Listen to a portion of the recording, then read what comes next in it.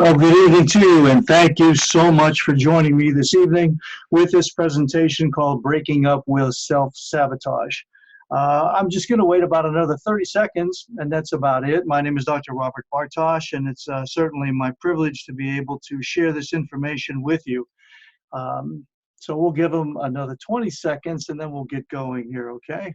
All right. Hopefully everybody is enjoying a great start to another new year as we enter into a new decade here.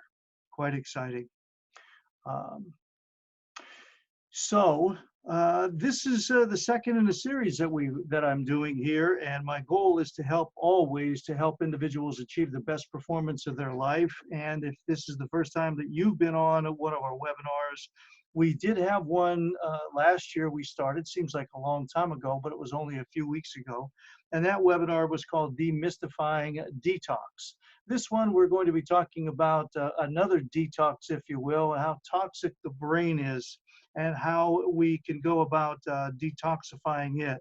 The next one that we have coming up, and I would invite you to sign up for those, is goal setting.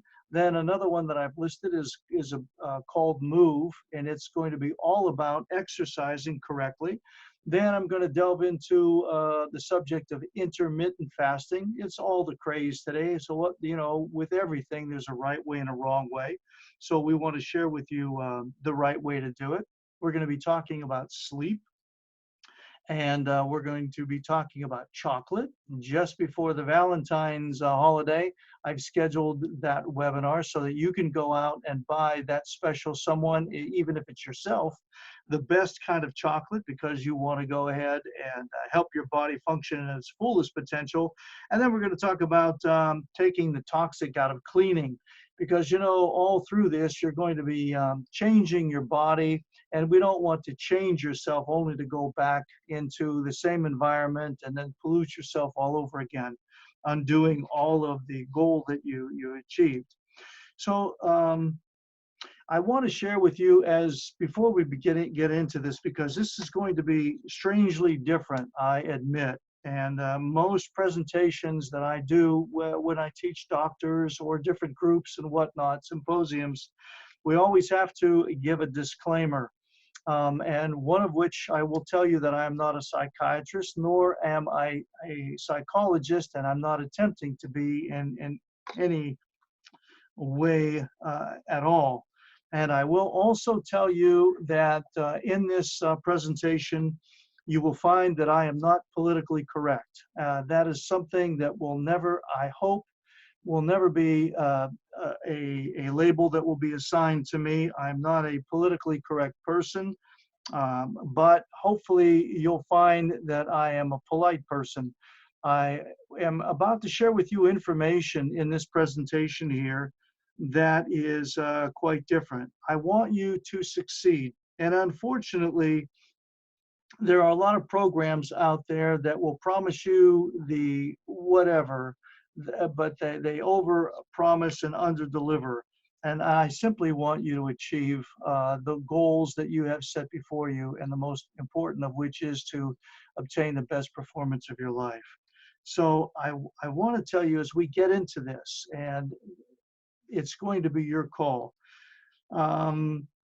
The information that I'm about to share with you is not based upon psychiatrists or psychologists or any individuals, any science of man. I'm going to be sharing with you information that I find and have found from the best of all sources, and that is the Bible. I'm going to be sharing with you information that I got right out of the Bible. Now, this is not a religious presentation, but many of my references are going to be from the Bible. So as I said previously, I'm not politically correct, and I'm not making any apologies, but I am being polite, and I'm letting you know up front that if this source of information is one that you find that is offensive to you, then you have the right to go ahead and just discontinue and go back to your evening's activities. But I wanted you to know that before we get into this, okay? So having said that, we're going to go ahead and get started here without any further ado, okay? So Breaking up with self-sabotage. That's what we're going to be talking about here. Breaking up with self-sabotage. So after all has been said and done, I want to welcome you once again. So as we get into this, we want to first find out and define what in the world is self-sabotage, and are you self-sabotaging your behavior? You know, it was said, there was a cartoon character a few years ago, well, it's quite a few years ago now, um, where he was famous for saying, and his name, I believe, was Pogo. He said, "We have met the enemy, and the enemy is us." That's who we are. You may have heard it said before, and even said it yourself, that we are our own worst enemies. And indeed, that's true.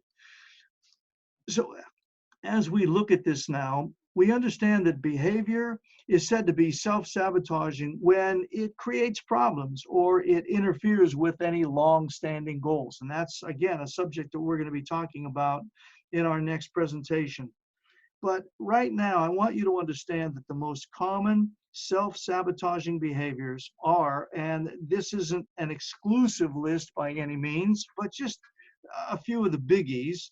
They're procrastination, their self-medication, whether it's with drugs or alcohol or even supplements. Yeah, you can self-sabotage by your intentions of benefiting yourself by doing it, by self-medicating or self-supplementing yourself, thinking that the course you're taking is right because of this or whatever you read on the internet. And that's a subject for another time. But also comfort eating, and even your interpersonal relationships or your interpersonal conflict, that which you have with yourself. And these may seem, these acts may seem at the time to be very useful and comforting at the moment, but ultimately, they undermine us, is what they do, especially when we engage in them repeatedly. And we do, because we're creatures of habit. So even if you're aware of your self-sabotaging behaviors, there's really no guarantee that in and of itself is going to be enough to disengage from the act. And still, it's possible to overcome almost any kind of or any form of self-sabotage because people are doing it every day. And I want you to know that in the Bible it tells us that there's no temptation, there's no challenge, if you will. There's no opportunity to fail that has overtaken you that's not common to man. So what we're realizing is that there's been somebody else that's been there before you, and they've gotten through it as well. And because they did it, you can do it as well. See? So now the next question we've got to ask ourselves is, are you then self-sabotaging? Can you relate to this? You tend to focus on what's not working as opposed to what is. So basically, you're in a negative mindset, see? Or you tend to fear the future. You're going to worry a lot about the what ifs and what might happen down the road. And fear has torment. It torments an individual. You're always second guessing yourself, and you're asking, well, what if this happens? And what if that happens? What if she says this? What if he does that? And you've got all of these. You're creating a future that's not even in existence yet, but that's what you're heading into. All of these failures, and you worry a lot. And you've heard it before. Worrying accomplishes nothing except getting the one who's worrying sick. That's all it does. It expends a lot of energy, and the only thing that it results from it is you, if you're the worrier, getting sick. And instead of embracing and looking forward to the future, you're fearful of tomorrow and whatnot. And a lot of people feel like they have no value, and they find it challenging to recall accomplishments. I want you to understand that you are a valuable individual. You are precious indeed. And you can be and should be a person of purpose, achieving things, because the more you fulfill your purpose, the more you're benefiting others around you. And we'll talk about that a little bit. And then there's another thing too, where people go ahead and they criticize. They criticize themselves often, and they can't accept compliments. They think that maybe if they do, then they're going to be accused of being proud or conceited or thinking more highly of themselves than they should. And that's not true. And so what they do is it's just this false humility, if you will. They tear themselves down before anybody else gets an opportunity to do so, or they think would do so. You know, they're always like when they're in public or in a group, they're always degrading themselves or putting themselves down, like I said, before anybody else has an opportunity to do so. Or you might be one of these individuals that compare yourself to others and you do it consistently. And then what you do is you feel bad for not being as good as whoever it is or whatever. And you know, that's wrong. You're not here to compare yourself to others, and that doesn't dictate your value, your worth, or you know, your ability to achieve. All you're doing there is you know, you're attempting to live up to the standards of other individuals, and you are unique. As I said, you are a person of value. You have things that only you can contribute to this world, and you need to see yourself that way. You know, you might find yourself chasing away relationships because, hey, why not? Because it's only going to fail anyway. She's not going to like me. He's not going to like me. Or if you're in a group, you know, you're quick to find your flaws and you point them out because, again, it's a defensive mechanism here.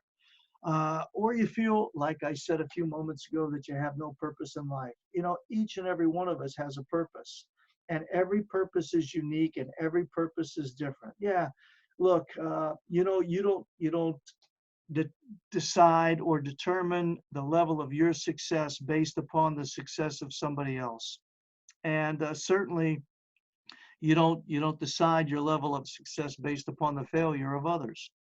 You are who you are. You're going to do what you do to the best of your given ability, always pursuing to be better and better and better so that you can be the best representation on this earth in the time that you're here that you can possibly be. Now, for some of us, these behaviors that I shared with you, you know, they may be all too familiar. I hope that if it is, you're seeing yourself and you're starting to admit something here.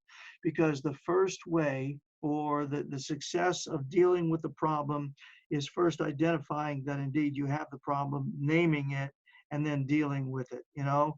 And for some of you, maybe it seems like too bit of a reach, you know. So now what we're going to talk about, or what I'm going to talk about actually, are some of the specific actions or symptoms, because I am a doctor, that's how I see things, and that's how it's expressed or revealed in patients' lives, of self-sabotage that might lurk a little bit below the surface, that we want to scratch off a little bit on the outside so that we can see deeper on the inside. So with that, we're going to go ahead and look at some of the symptoms and the habits of self-destruction, because when you are self-sabotaging yourself, that is what you're doing. Little bit by little bit, a little here, a little there, you are just dismantling yourself. You're picking yourself apart, you're wearing yourself out, and you're destroying yourself. So under the umbrella of self-sabotage is this self-destruction. You are literally destroying yourself and any hope of achieving or accomplishing anything in your life.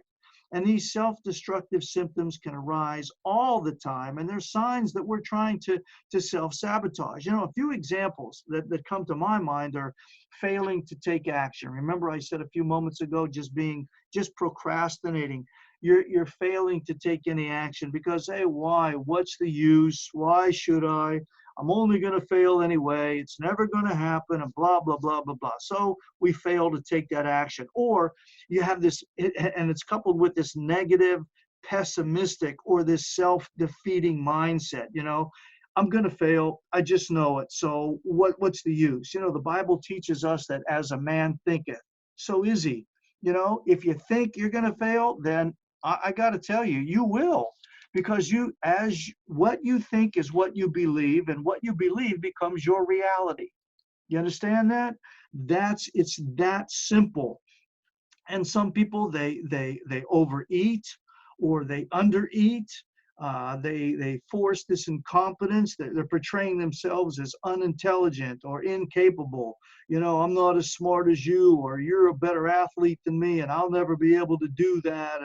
And I got to tell you honestly, women are more likely to do this than are men, and that's a fact. We see this portrayed in the lives of many people, and research shows us that as well. Hey, bullying, you know, in school, you've got these kids that are bullying.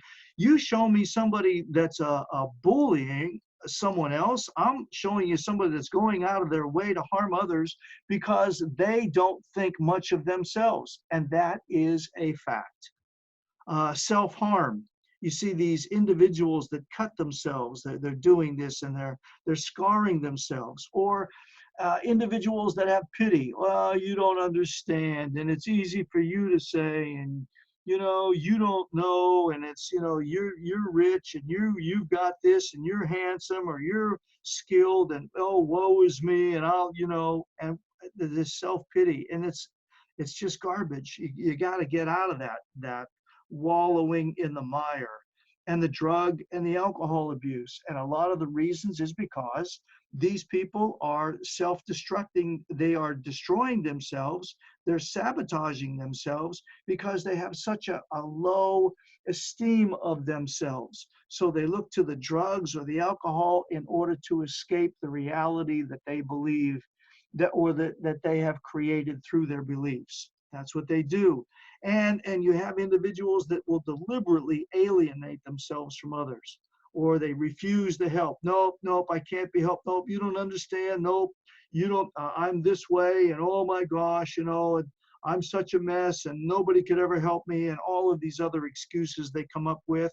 Um, or they neglect themselves physically. They're getting poor sleep.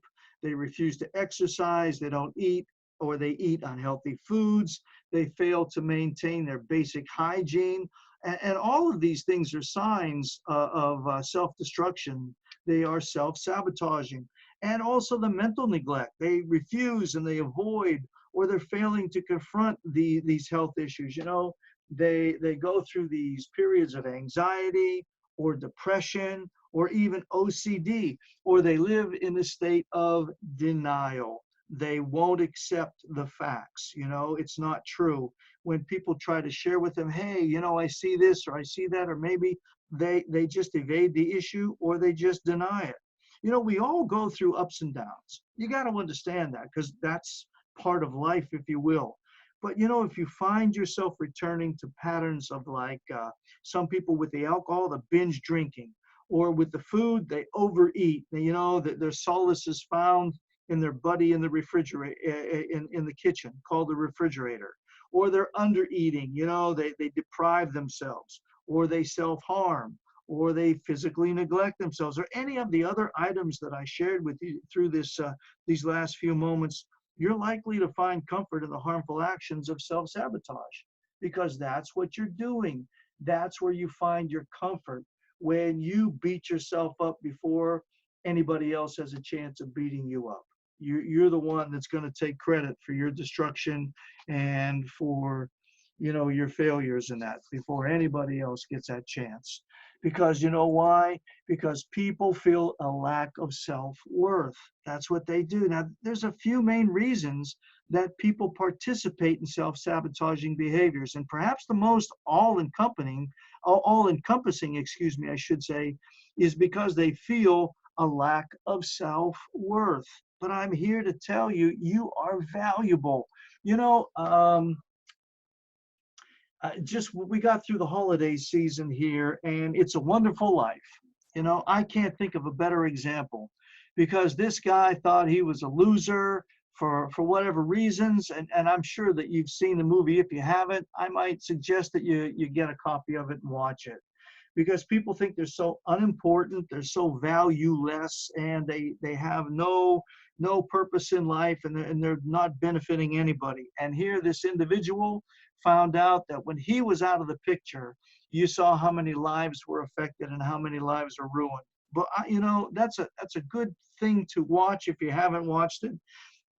And instead of Jim Bailey, I think was his name. Instead of Jim Bailey, put yourself there and look at the world in which you live and see what, or try to imagine what it would be like without you in the world and the effect that you're having on your spouse or on your loved ones or on your neighbors or people at work, the kind words that you share, the smiles that you give, the assistance in opening up a door or holding you know, some groceries for somebody, you know, that's elderly or whatever it might be. You know, the piece of advice you give, or oh my gosh, we can go on and on and on.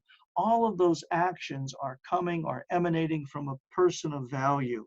You know, there's a million little factors that contribute to our feelings of unworthiness, you know, and it would take a dozen classes, frankly, to cover them. And I'm not the expert, but you know, the concept here is to help us understand that it's the little drip over and over and over hitting the rock, you being the rock, and these negative sayings or negative feelings or what are over and over and over, they erode, they destroy that rock, and they put a hole in it.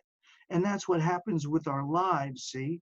And we have to seek consistency among our beliefs and our opinions. That's what we do. We fall, that's our default. Every time something doesn't make sense, like when we're hurt or we're surprised by an action, well, we feel discomfort and our brain compensates by creating a new reality that eliminates that feeling.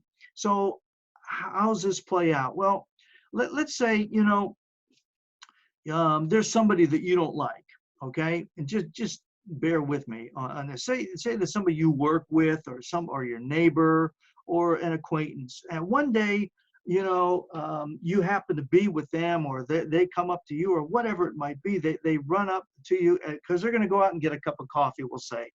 And you don't like them and you have these feelings about, and they come up to you and say, hey, I'm going to go out and get a cup of coffee. Can I grab one for you too? It's my treat. I'll do it for you. Now, all of a sudden, you know, after experiencing this exchange, you have two options moving forward from that moment. You can either, one, you can change your opinion of them. You know, hey, you know, I don't know, maybe I've been wrong. Maybe they're actually a nice person. Maybe they're really cool, and maybe I misread them, or whatever it might be. Or this is what happens more often than not.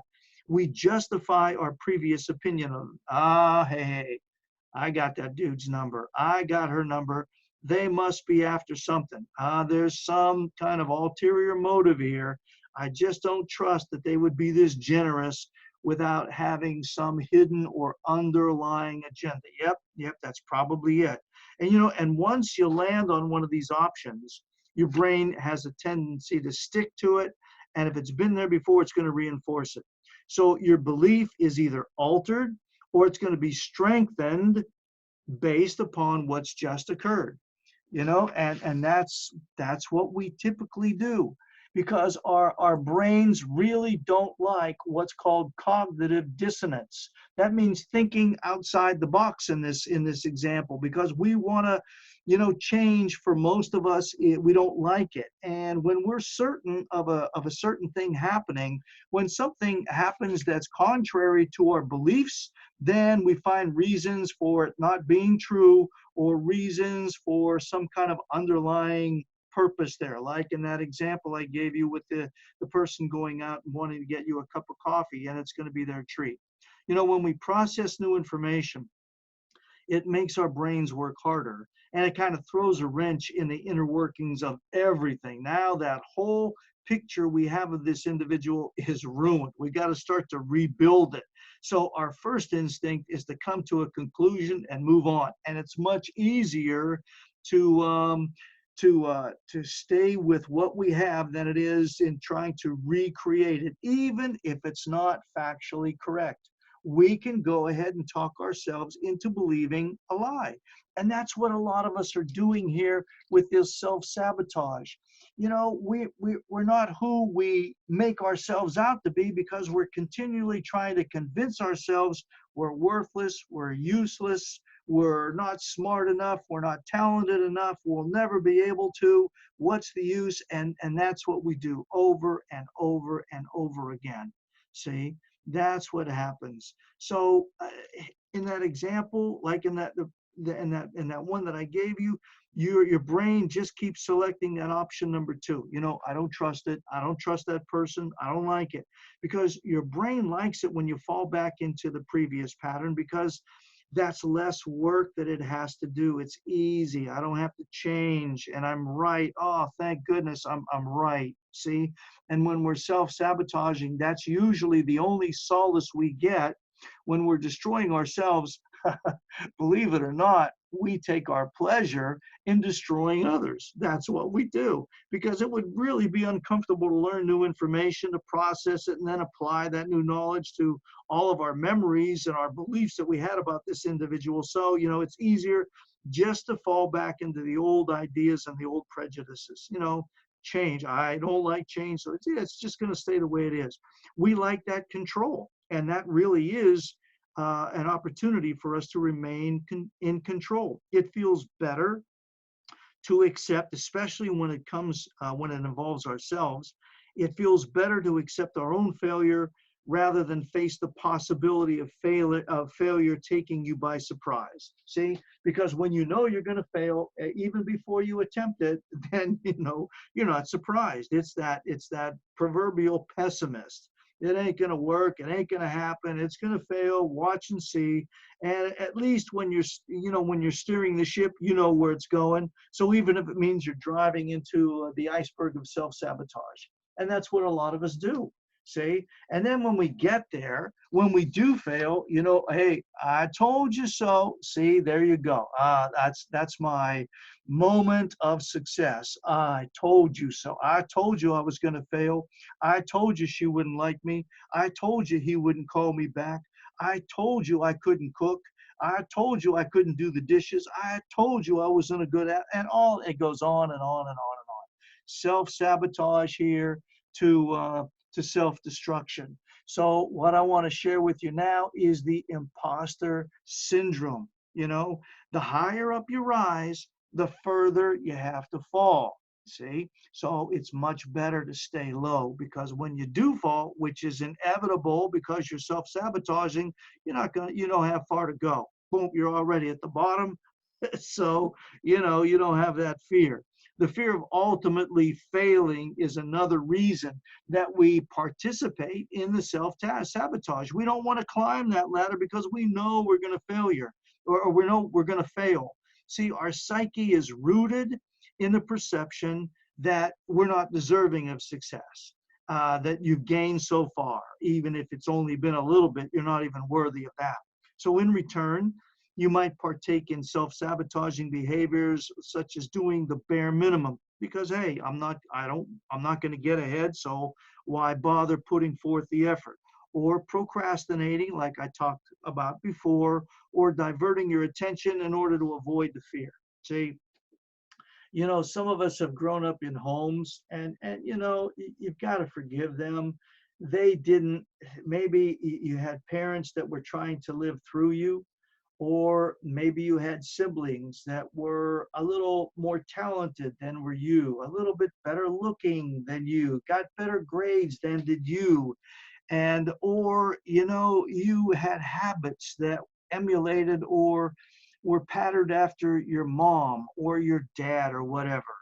And you might have been told by one of your parents, or maybe both of your parents, or one of your siblings, or you may have been told in school or your friends. You may have been heard it over and over and over again. You know, you may have been told, you never will. You never are. You're never going to amount to anything. Now, you can't do that. Now, let's get real. I mean, let's get sensitive. Use some sense here, okay? I'm trying to help you. You're hearing from other people, so you don't get hurt, you know, or hey, you're just like your father. You're just like your mother. See, I told you so. That's the way it is. I knew it was going to happen. I knew that one. And even when you hear the parents, or you heard your parents, I knew he was going to end up this way because he's just like you. I knew she was going to do that because, boy, she's just like, and it goes on and on and on. And the Bible teaches us that in the world there are many voices in the world, and not a one without meaning. We had that cliche where sticks and stones will break our bones, but names will never hurt. That's baloney. Because when people speak to you, those words hurt. They may not hurt you at the moment, but they affect you. All of those words, everything that you've heard in your life has affected the decisions that you've made, the courses you've taken, the place that you are right now. See, that's what happens to us, and that's that imposter syndrome. Oh, they didn't hurt me, they did this and that, but they have. And you're living a lie. You're lying to yourself about you being worthless, and you're believing the lies of other people that are telling you that you're worthless, and you're acting as though they're not hurting you. So what you do is you get ahead of them and you fail because it's you that did the failing and not their words prophesying that you were going to fail, because we find comfort in pain, or we're bored with the way things are going. And that's the bottom line. These are reasons that we might turn to self-sabotaging these behaviors. And they are oftentimes due to familiarity, or they're due to boredom. We're creatures of habit, like I said a few moments ago, but sometimes this means that we choose consistency over our own happiness or contentment. That's what we do because we like where we are, or at least we're comfortable, I should say, where we are. If we're used to being or feeling overlooked or mistreated or exploited, it can be strangely reassuring to put ourselves in that position over and over again, because we know it. See, it's nothing new. We don't have to learn anything new. We're comfortable with it. It's familiar territory. So, and we don't like change. So sometimes, just putting ourselves there is comforting. And we also, even though we know that some of those roles make us unhappy, we actually prefer them to the unknown. We do fear the unknown because the unknown is an area in which we're not in control. And so we like to stay in the place where we are in control. We might also turn to self-sabotage because we're bored, as I said on this slide. Sometimes, creating drama or inciting conflict can give us a rush, or being in the middle of the chaos can be comforting. We draw attention to ourselves. Oh, woe is me, you don't understand. Or we make a big brouhaha about our failure and whatnot. See, because we're bored, so we get this attention from others. Oh, you poor little thing. And people do that. We have a tendency to I don't know, oh, we got to understand them. You just don't understand where they're coming from. Or that's that garbage line. Oh, you don't know where I'm coming from. Well, anyway, and then we pat them on the back. Oh, poor little, oh, you, and this and that. And then we reinforce these negatives instead of encouraging them, instead of discouraging them from the actions that the place that they're at, and encouraging the individual to take new steps. We reinforce these negatives, and then we supply all of their needs while they're in this hole. Hey, I'll tell you what, we're going to go ahead and we're going to take care of your food. We're going to take care of your education. We're going to take care of all of your needs. All you got to do is look to us and we'll supply it, because oh, poor is you. And it's a bunch of garbage, and you're not doing anybody any favors by doing that. But something, the good news is that self-sabotage follows a predictable pattern. It does, because as I said a few moments ago, we're creatures of habit. So we can go ahead and we can change those habits. But what we've got to do is we've got to pinpoint the pattern. That's self-sabotage. It always follows a predictable pattern. We're creatures of habit. So awareness of how it shows up in your life, and I'm talking to you, you got to be aware of how it shows up in your life. And when you do, it's going to help you recognize it, and when it does show up, so that you can go ahead and take actions to go ahead and nip it in the bud as soon as it shows up. Now, the first step then is to think back to previous times that you've self-sabotaged in your life. Then you got to figure out, what point you typically began to indulge in the self-sabotage, those behaviors that were undoing yourself, undermining yourself. And then you've got to uncover your triggers, because there's nothing new under the sun. And you got to find out where that is. So in order to do that, what you've got to do is you got to get intimate with your fear. Fear has torment. Think of the self-sabotage as a misdirected form of self-love. This is really weird, but I want you to follow me through this now. Think about that self-sabotage as misdirected form of self-love, because what you're doing now, you're giving yourself all of this undivided attention. See, your brain is moving you towards self-sabotaging behaviors because it thinks that it's protecting you from any kind of hurt or danger, especially from the exterior, from the outside, when in reality, what you're doing is you're holding yourself back from your full potential. See, fear is an emotion that most of us would rather prefer to sweep under the rug instead of working to confront head on, because fear is a sign of weakness. Hey, what are you, scared? No, not me. I'm not scared. And we grew up that way because it was, as far as our peers were concerned, when we were around other people, it was a sign of weakness, especially with guys. And it's increasing in the midst of women too, with the ladies too. But it was a sign of weakness, and a scaredy cat, scaredy cat. Remember, I told you that the words affect us. Well, some of us have grown up and we were called scaredy cat when we were younger, and it stuck with us. And now we kind of avoid that, so we don't want anybody to know that we're scared, lest they call us a scaredy cat. See, so one step you can take is to face your inner fears head on, and you can do so maybe by writing it down. I mean, I know it sounds corny, but sometimes that helps. Putting it down with on a pad or a piece of paper. And then the next time you realize that you might be partaking in the self-sabotaging behavior, whether it's procrastinating or delaying, which is kind of procrastination, see, it's the beginning of it, or you're picking fights with loved ones, or challenging the criticism of somebody, whatever it might be, you want to take a moment to ask yourself, what am I afraid of? Why is this scary? I know it sounds a little weird, but allow me just a few moments. So if somebody, is saying, hey, I want you to go ahead and do this project or whatever, and all of a sudden, oh gosh, my palms get sweaty, I break out in sweat, I start to shake, I'm scared. Stop and say, look, what am I afraid of? Am I afraid of failing? Well, hey, instead of failing, this is an opportunity for me to learn something new that I didn't know about before, to become better at something I do know, but I don't know it that well. Or why is it so scary? Is it the way people are going to think of me? Or what is it? You tear it apart, you analyze it, and then you ask yourself, look, if the worst case scenario happened, if people called me a scaredy cat, or they called me a failure, or they said, see, I knew you couldn't do it, whatever it might be, can I handle it? Could I handle it? That's what you want to ask yourself. And finally, you want to ask yourself, does this fear outweigh my desire? Because that's the bottom line.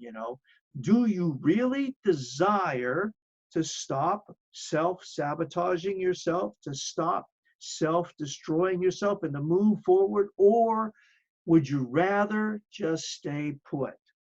Because if you would rather just stay where you are and not make any of the proverbial waves, not draw any other additional attention to yourself, well, then you might as well click off and forget about the rest of this webinar, because you're never going to move. You're never going to move. But, if you do, if your desires outweigh your fear, then Mr. Sister, I got great news for you.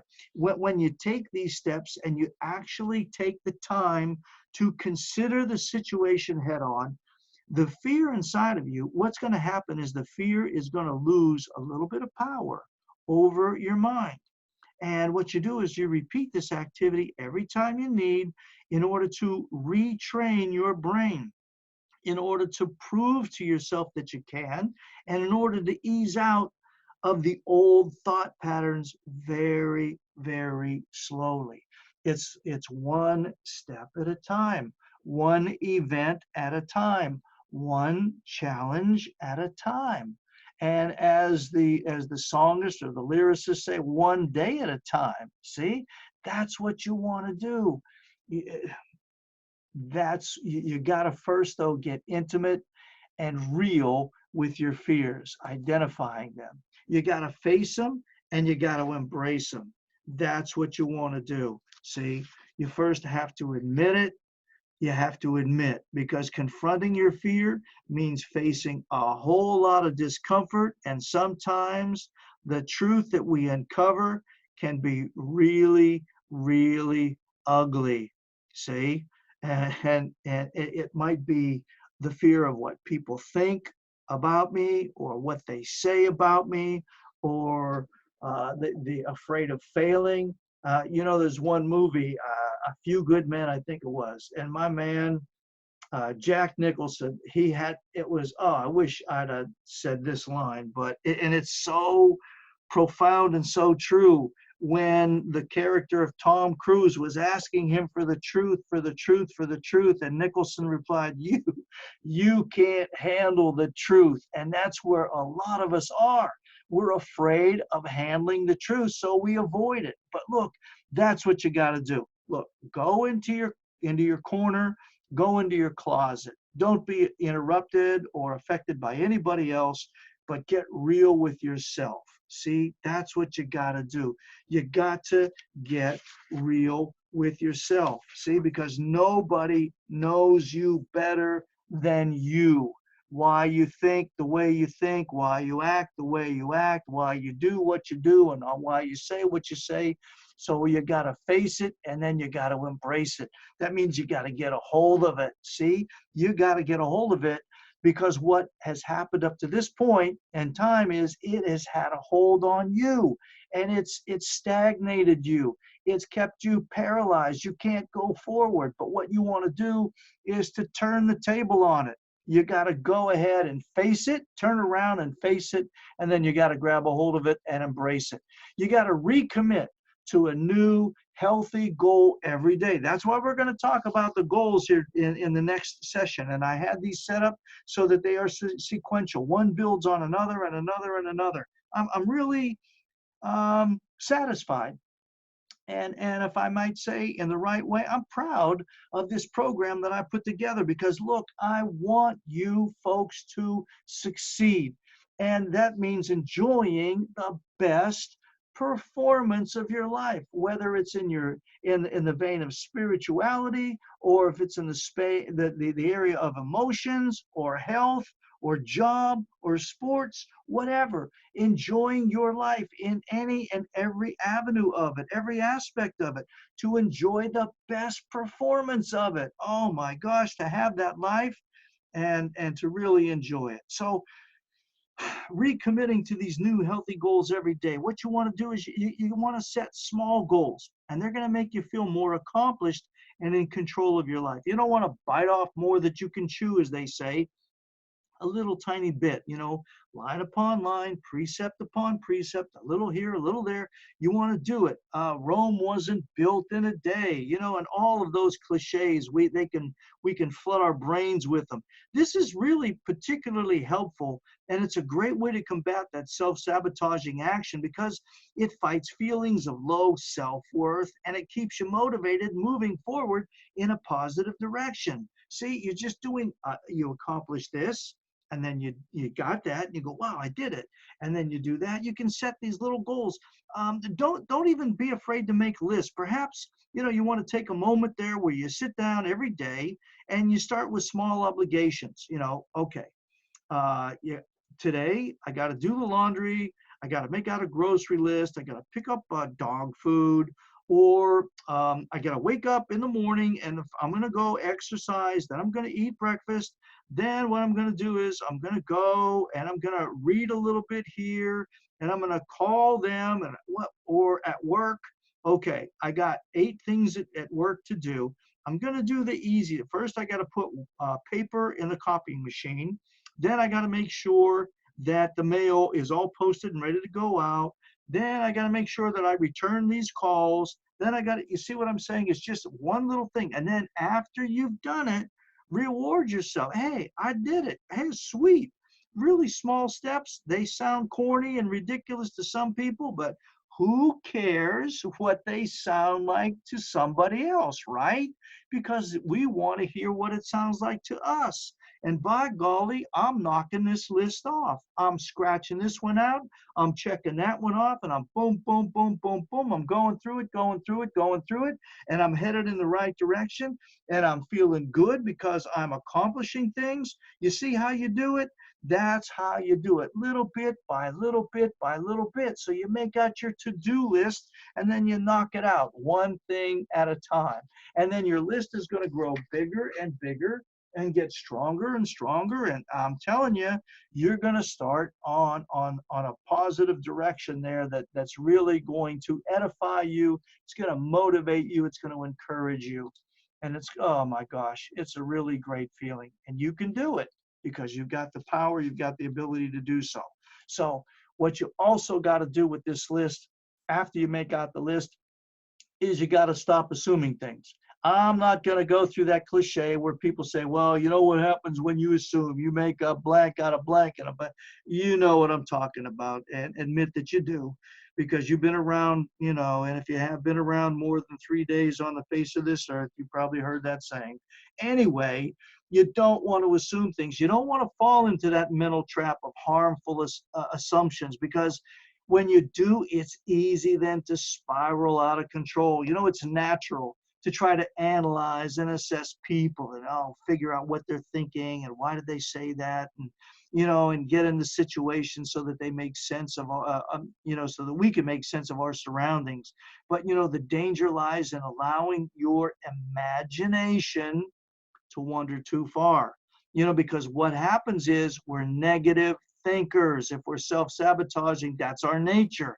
It's going to lead to worst case scenarios, which causes the anxiety, the frustration, into the fear, because we tend to think negatively. See, we got to change that. We got to change that. And furthermore, those assumptions that they make you, they make you, uh, they make you feel about the way people feel about you. That's what you want. You're a reflection of what they feel, of how they feel about you. And then you start feeling that yourself. Not everybody's going to like you. You're not going to be popular in every circle. You're not going to be the best looking. You're not going to be the most athletic. You're not going to be the most intelligent. You just have to come to grips with that. That's the way it is. After all, you got to get that garbage out of there when you deal with reality. And if you don't deal with reality, then you're going to be embracing those self-sabotaging thoughts, because the voice that you're hearing is the voice that you're going to be listening to, the one that speaks the loudest. I told you, in this world there are many voices, not any without meaning. And if you hear a lot of voices that are saying the same thing, then you're going to start believing that. You're going to be influenced it, and you're going to end up listening to the last voice that you hear and the loudest voice that you hear. And guess where that's coming from? Yep, it's you. You are your own worst enemy. You're going to be listening to yourself, and you're going to be speaking to yourself, and you're going to be that when you say it, that's going to be the last voice you hear. See? So if you're feeling ignored, if you're feeling alone or abused, then your first thought is, well, they treat me this way because, and then you're going to make an excuse for it, or they must think I'm that because, and that's what you're doing. You're actually projecting your own feelings about yourself into that scenario. You're just reinforcing it, because every fact is going to be confirmed by 2 or more witnesses. So, you're going to hear what they say and you're going to agree with them. So if that behavior does go unchecked and you don't realize that you're making those silly, may I say, stupid assumptions, you're going to actually trick your mind into making false judgments about yourself. And when you start assuming these negative things, you're going to assume, you're going to attract negative thoughts. And you got to fix that pattern. You got to try and catch yourself. You got to stop yourself. Then you got to distract yourself with something else that you enjoy, something positive. When you think negatively, you're going to attract those negative thoughts. It's called a law of reciprocity. You give and it's going to be given. So you give out those negative thoughts, you're going to get negative thoughts. And people are actually going to, I don't know how it works, but they're going to sense that. And you're going to be around negative people because bad company corrupts good morals. That's what's going to happen. You're going to feel comfort in that because they're going to be confirming what you already think about yourself. Say, you're a loser. Yeah, I know it. I know it. Yeah, yeah, no, all of that junk. So you got to stop assuming those things. And how do you do that? Well, you do less, but the less you do it better. See, you got to keep your days simple and meaningful. Remember that list I told you? Start out with the simple stuff, just the real simple stuff. But when you do it really, really well. Don't let yourself get overwhelmed with things that aren't a priority to you. And don't waste your time on things that don't really matter. See, we kind of, we got to redeem the time. We have to, spend it on things that matter. And there's a lot of things that people say that, honest to goodness, if we went back to that worst case scenario, remember I told you, if the worst case scenario, if the worst thing that happens is they think this of me, I mean, what's it gonna result in? What's gonna happen to me? You gotta realize that a lot of what people say, it doesn't really matter. It doesn't matter because in the end, you're the one who has the inevitable control. You're the one that makes the decisions as to what step you take, where you go, what you say, what you think. You got it? So you got to learn how to say no. And also, it might help to start getting used to delegating duties to people around you. Because maybe they can do it better than you can, and they can do it quicker than you can and more efficiently than you can. So let them do it. You got to take time for yourself to do the things that you enjoy.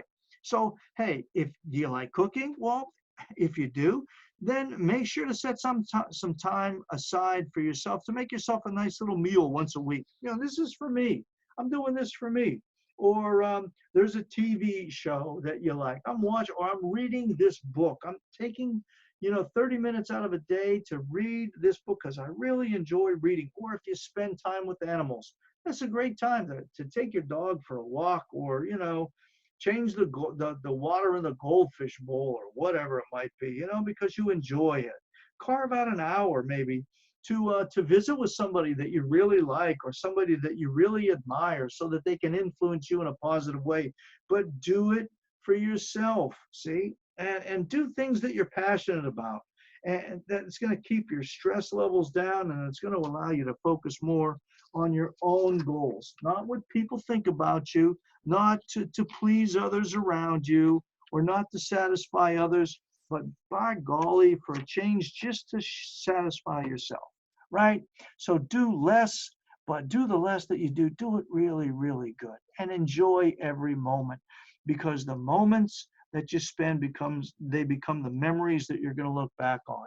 So make them good memories, right? And also, this might help you too. Get an accountability partner. Yeah, surround yourself with people who are also doing their best to fight against habits of self-sabotage. As I stated a few moments ago, good company corrupts good morals. So stay with people that encourage you, that edify you, that exhort you, that console you. If your goal is to start creating more healthy habits, but most of your friends don't, they don't have healthy habits, then find people that do and surround yourself with those. And if your friends don't have a problem sitting around every night eating takeout, well then find a buddy and go to the gym or something. Do something in exchange, but don't sit there so that even if you don't like eating these foods every night and watching these stupid shows on TV or whatever they might be, but you're doing it to please them. You're doing it to satisfy them. You're doing it because, oh my gosh, what would they think? Or they won't like me, or whatever it might be. Look, find somebody to do something positive with. So, hey, you can pick out a buddy, like I said, to go exercise, maybe a friend to go for a walk, or whatever it might be. Or if they have a dog, say, hey, you mind if I take your dog for a walk? Hey, you won't have to do it. And then you can go out because you enjoy the animals, you enjoy the outdoors, and you don't want to partake in that waste of time that they're involved in. I'm telling you, what you want to do is just to find somebody else who is also thinking on the, as they say, the same page as you are. That's what you want to do. Because the two of you yoked together, boy, you can achieve a lot. You can motivate, you can compel, you can, just drive one another on. But find an accountability partner, somebody who's headed in a positive direction, and then hook up to them and go in the same direction with them, right? Great.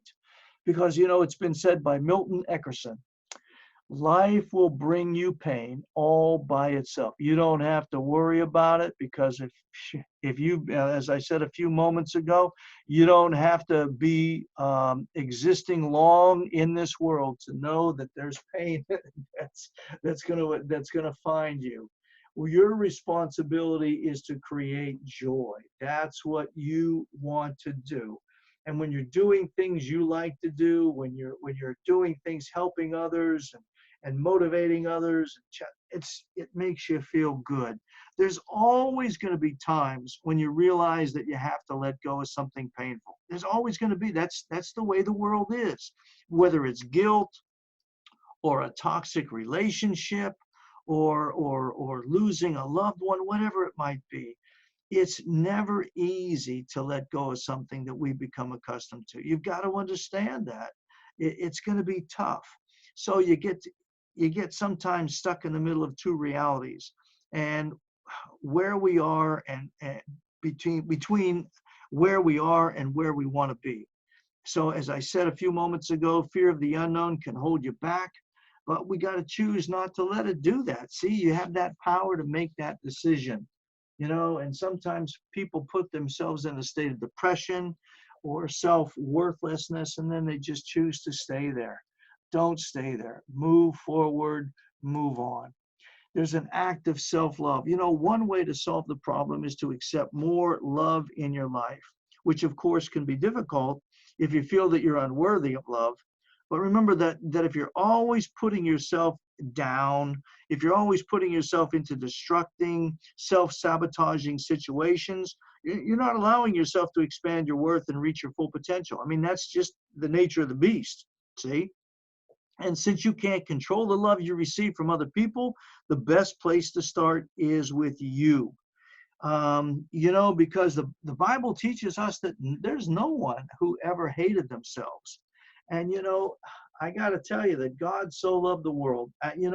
If you've watched any sporting events, in times past, it was not uncommon to see in the end zones or see behind the goalies or see behind home plate or wherever it might have been in whatever sporting venue, somebody out there holding that placard that said John 3:16. Well, unfortunately, I don't think you're seeing that anymore. And I think because it was no longer politically correct and the sponsors were getting upset and they didn't want to sponsor. And it's just it's so downright stupid is what it is. Anyway, that placard, the verse is, for God so loved the world that he gave his only begotten son. So what you want to do right now is take out the word world and put you in there. Put your name in there. Put Fred, put Frida, put Sally, put Maria, put Josephine, put Billy Bubba, whatever. For God so loved Billy Bubba that he gave, he gave Jesus his only begotten son. See, you are worth a whole lot. I mean, more than you can even comprehend and understand right now. Really, really. But until you get to that point, what you can do is you can practice self-love. You can be good to yourself, right? You can cook a favorite meal for yourself, something that you really, really like to eat. And forget about the calories. Just for this moment, forget about it. You're rewarding yourself. Or some people love flowers. Go out and buy yourself a beautiful bouquet regardless of the cost. I mean, the flowers that you really, really love. Don't wait for somebody else to give them to you. Give them to yourself. Or, hey, sing loudly in the shower your favorite song. Hey, make a joyful noise when you're driving down the street, sing, whatnot. Treat yourself to a concert or a play or a museum or some kind of musical performance, or put in your favorite CD and just lay back and listen to it, or join a walking group, or sign up for a workout class, or take a hike, or pack your favorite snacks and go for a picnic at one of the parks. Just write down some of your favorite quotes, and post them around the house, and learn them so that you can repeat them. And man, that's an accomplishment. Or hey, you could plan a potluck with one of that person that you're accountable with now, and you can do that. Or make some art, or there's all kinds of things that you can be doing that show yourself that you appreciate yourself, because you are a person of value. You can do that. Those are all little acts of self-love. And before I get into this praising yourself rather than waiting for others to do it, I want to tell you that when you do something you're proud of, dwell on it. Yeah, enjoy the moment. Stay there as long as you can. Dig into it as deeply as you can. Don't let go. Hold on to it as long as you can, because that moment, that event is going to become that memory in a few moments later, and you can look back on it and you can relish the experience. And I want you to know something. Look, it's not narcissistic. It's not conceit. It's just an act of self-care, self-appreciation, self-approval. And if you confronted your boss and you finally asked for that promotion, give yourself props. That took guts, to say, hey, I've been really working hard, and I've been excelling, I've been improving, I've done more than I've ever done. And let's sit down and talk the facts. I'm good for this company, or I'm good for this business, or whatever it might be. Or being aware of your accomplishments, it's going to boost your mood. It's going to make you feel more self-sufficient, and certainly a greater value of self. That's what you got to do. So, if you're just waiting for people around you to congratulate you on your self-worth and your self-esteem, then Mr. Sister, you don't want to hold your breath, because some people may be jealous of the value that you emanate, of the things that you accomplish, of the advancements that you've made, or the abilities that you have. Some people just won't do that. We're giving away a key to our own happiness if we're waiting for them to applaud us and to do that. And because of the thoughts and the opinions and the beliefs of others, you got to realize they're outside of our control. So if you've done something, when you do something, every time you do something, you ought to say, man, good job, dude. Good job, girl. I knew you could do it. Man, I'll tell you what, young lady, you did better. And this is all talking to yourself, of course. And I will admit, some of the best conversations I have in the day are with me. But you're telling yourself, you did even better than I thought you would. And man, you surprised me. This is really good. I can't wait to share this with whoever and whatever. So you got to praise yourself every once in a while. And remember, as I said, it's not narcissistic. It's not conceited. You are not greater than thou or better than others and all that. You're just appreciating you and the job that you did, not comparing yourself to what the jobs of others, but the job you did, because you're comparing yourself to you, and you're always wanting to better yourself. Got it? Got it. And also, what you want to do is to listen to your body. One of the best ways that you can practice that self-care and you can break up with self-sabotage is to take care of your physical body. If you're constantly tired, well, try researching some natural sleep supplements maybe, or buy yourself a better pillow, or go to bed early and quit watching that junk on the tube. And if you're feeling burnt out, pass on that Red Bull. That's garbage, folks. Don't do that junk. At least if you're doing it, don't tell me you're doing it. Don't do that. And, cut out the coffee maybe after 3 o'clock. And if you're overweight, reassess your diet. Get real with it. And start adding some physical activity into your schedule every day. And if you have chronic pain, look into the possible remedies like, going to a doctor of chiropractic. Absolutely. Sure.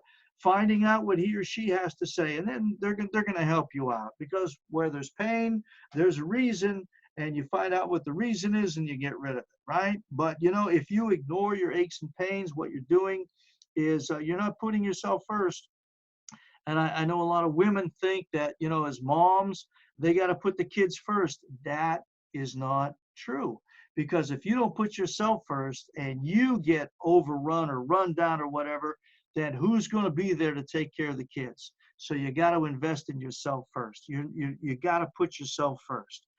And if you don't, then you're not showing your body the self-respect that it deserves. And for those of you that are into the Bible, or the word, the Bible is into you, I want to remind you that the Word of God teaches you that you are not yourselves.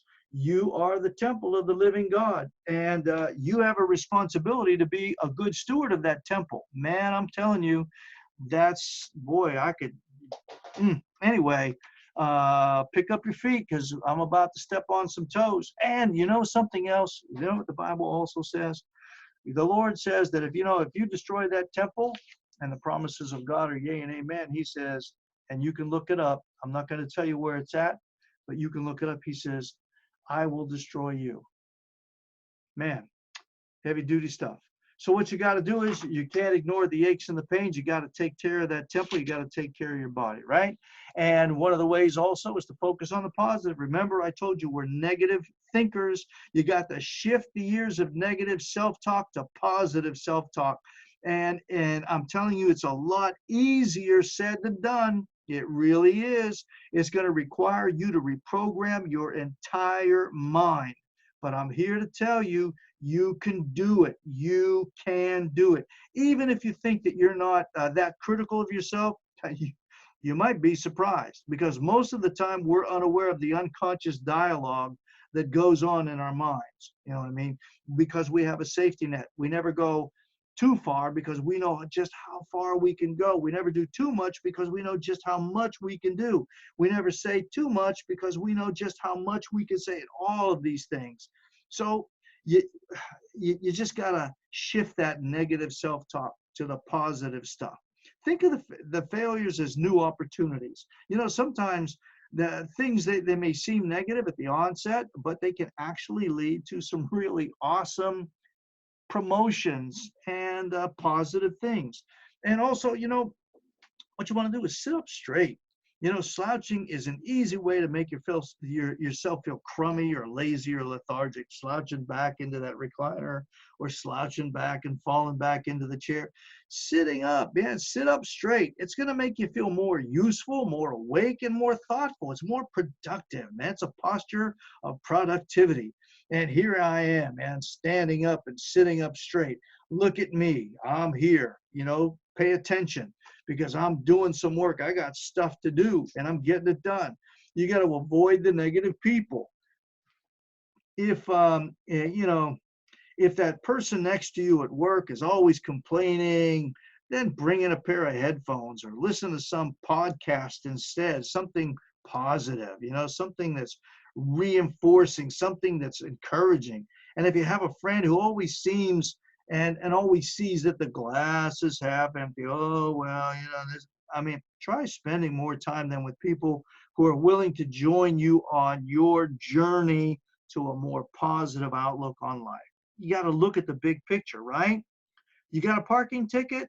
That's a bummer, right? But is it going to matter in a week? Is it going to matter in a month or in a year?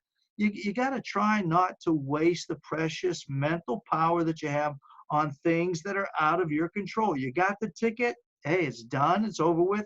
Move on. It's not going to matter in the long run. Next time, don't be so silly and park in the right spot, or put the money in the meter, or whatever it might be. Don't allow it to happen again. But don't pull the plug on the rest of your day and go, oh, well, man, I got this parking ticket and it stinks. I know other people have parked there and never. You know what I'm saying? You got to focus on the positive and look at the big picture. And while you're looking at the big picture, mirror, mirror, right?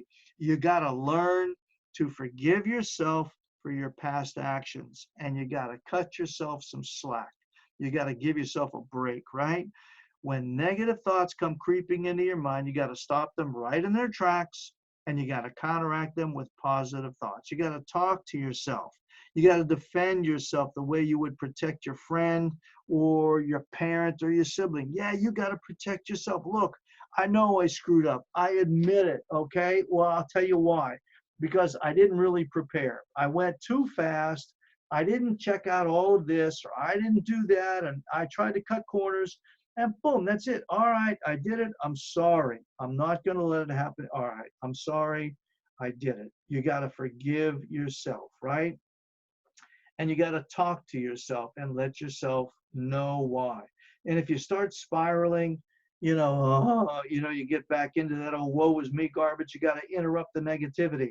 Now, this might literally mean walking up to a mirror and looking in the mirror and giving yourself a pep talk. And that's okay. It really, really is. Hey, go up to the mirror. Hey, you. Yeah, you know who I'm talking to. You got to stop that garbage. I don't want to hear that out of your mouth. You know that all that negativity isn't helping anyone here, and it's certainly not helping you. And we can't afford, that's right, you and me talking to the one in the mirror, we can't afford to put ourselves down right now, because we got doggone it, we got too much going for us, and we're not about to quit. We're not about to fail right now. We've been here before, I admit it, and we know that this behavior isn't healthy, but we're not going to go back there again. We realize what we did. Now take a deep breath, stand up tall, sit up straight, and we're going to move forward. I know it sounds silly. It really, really does. I admit it, but hey, that's the kind of guy I am. But look, if it helps you, then I'm all for it. And sometimes all you need is to hear the right words. And there's no better place to hear them from than from you, especially when they're coming out of your mouth. That makes it the best. That makes it the best. Look, I know I said a lot tonight, and I know it may not have been things that you thought you were going to hear, but my intention is to help you. And if you do have questions, let me know. Try to put it together. And having said a lot, you might want to revisit this broadcast and listen to it again and again and again, and put the pieces together and reconstruct your life, reconstruct and order the steps that you're about to take, because I'm telling you, it's going to help you.